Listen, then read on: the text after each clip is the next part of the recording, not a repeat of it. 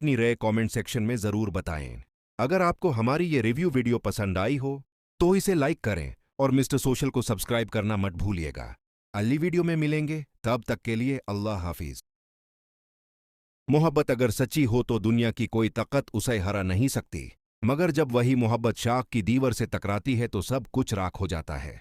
आज हम बात कर रहे हैं ड्रामा सीरियल मेरी जिंदगी है तू के उस सबसे बड़े और तारीखी मोड़ की, जिसने हम सबको हिला कर रख दिया है।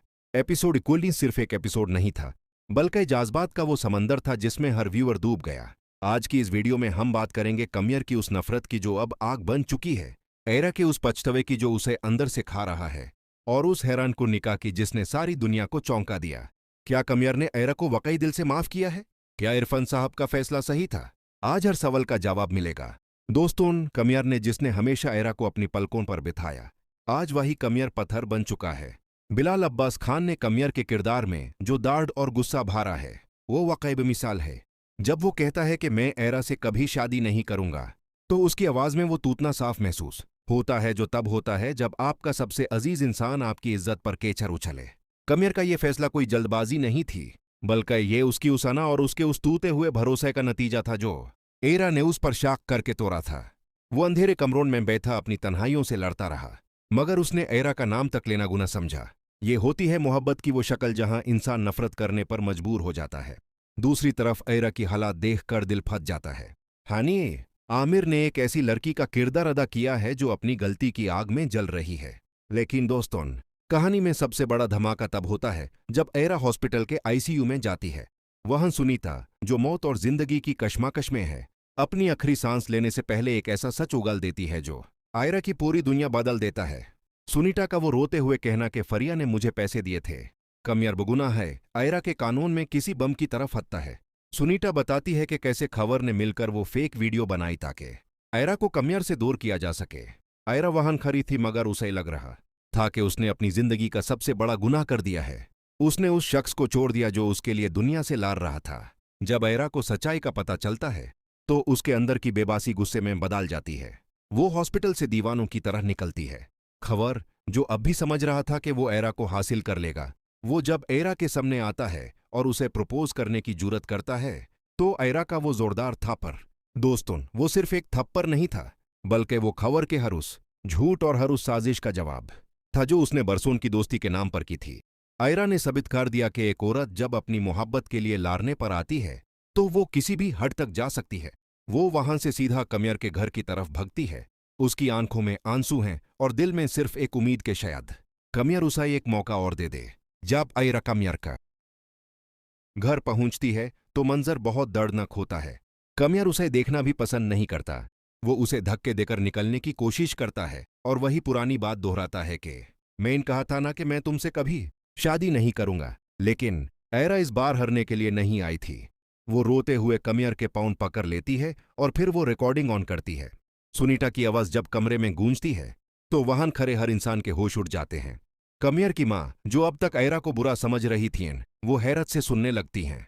कमियर के चेहरे के एक्सप्रेशंस देखने लायक थे। हैरत, दुख और पछतावा सब एक साथ उसके चेहरे पर दिख रहे थे। उसे पता चलता है कि उसकी दुनिया तबाह करने वाले कोई और नहीं, बल्कि उसके अपने करीबी लोग फरिया और खवार थे।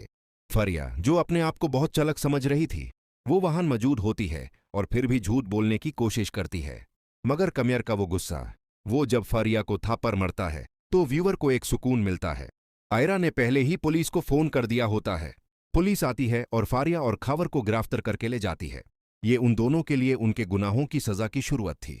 लेकिन दोस्तों, सजा तो उन्हें मिल गई, मगर कमियर और एरा का क्या इनका रिश्ता पहले जैसा हो पाएगा? कमियर अब भी दुखी है, क्योंकि उसे दुख इस बात का है कि एरा ने उस पर भरोसा क्यों नहीं किया।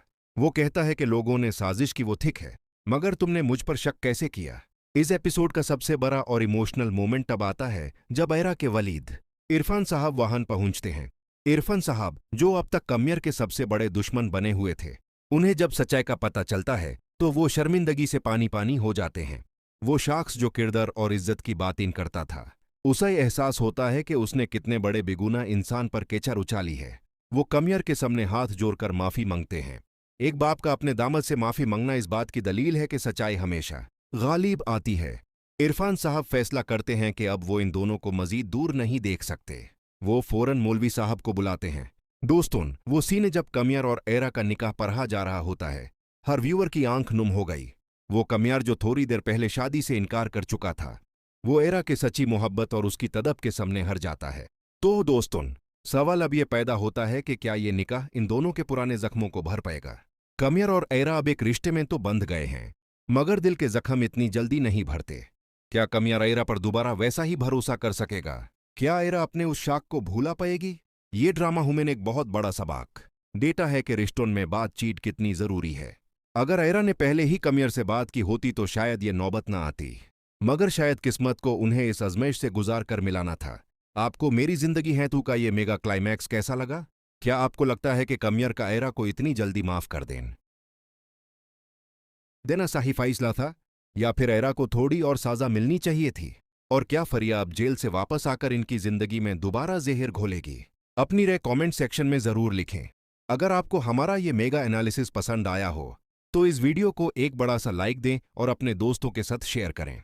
और हाँ, मिस्टर सोशल को सब्सक्राइब करना बिल्कुल मत भूलिएगा और बेल आइकॉन को जरूर दबाएं ताकि हर नए ड्रामा की अपडेट और रिव्यू आप तक सबसे पहले पहुंचे। अल्लाह हाफिज।